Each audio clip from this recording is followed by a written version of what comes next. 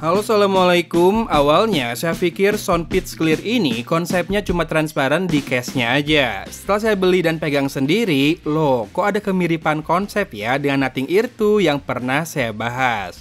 Secara keseluruhan, dari bentuk akhir, fitur dan segmen sih emang berbeda ya. Namun konsep earbuds transparan dengan tulisan di sisi luar yang fontnya juga mirip, mau tak mau mengingatkan saya pada Nothing. Oke sip, selain masalah konsep tadi, hasil akhirnya sih ini earphone yang kece luar biasa.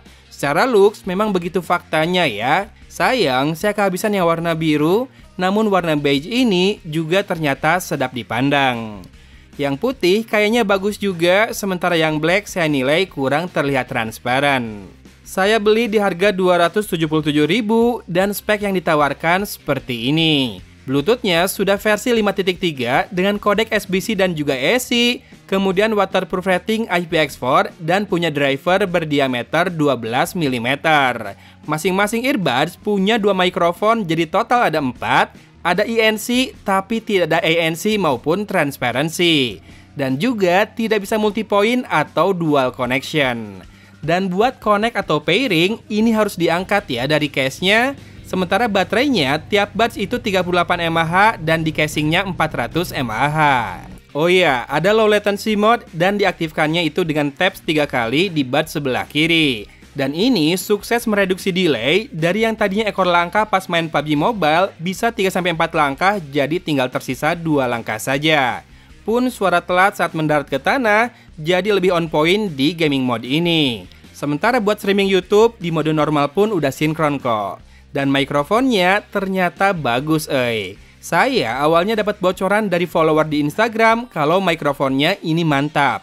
Pas saya tes emang bagus pisan buat harganya, dimana meredam noise cukup dalam, ya tipis-tipis masih terdengar lah ya. Tapi karakternya natural pisan buat TWS di bawah 300 ribuan mah.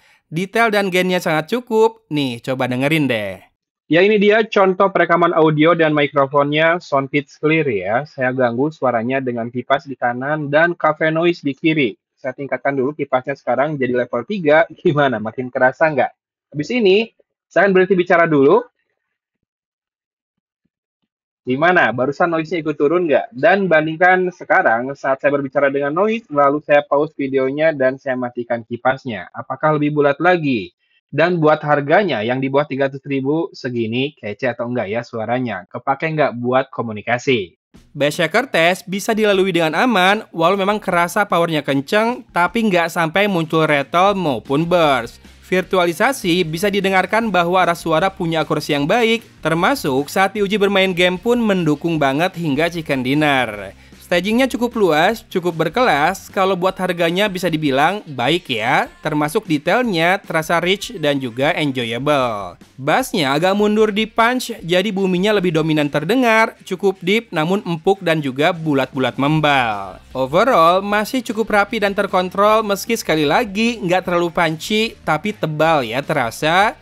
Kemudian vokal ada sedikit ekstra gaung dari biasanya, tapi tone tidak memberat alias masih natural, cuma kebagian efek bumi dari bassnya aja nih sedikit. Treble clear dan ceringnya juga dapat, distorsi bassnya ya sedikit saja. Nggak lebay, masih enak dinikmati, nggak ketutup, nggak sember, dan juga nggak runcing. Ini karakternya antara hampir balance atau V-shape dengan bass sedikit lebih dominan dari sektor yang lain.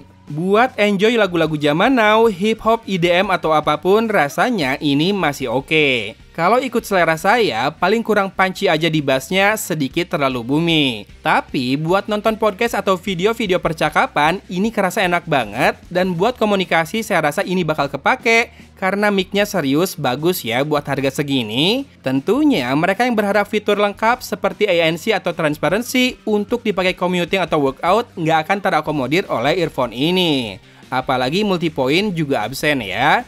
Cuma balik lagi, mengingat harganya di bawah 300.000 dan biasanya ANC di harga segitu juga masih sangat basic, jadi saya nilai oke lah. Kalau cari sound quality, mic bagus dan looks yang kece, tanpa ANC dan dual device connection, ini bisa dipertimbangkan banget.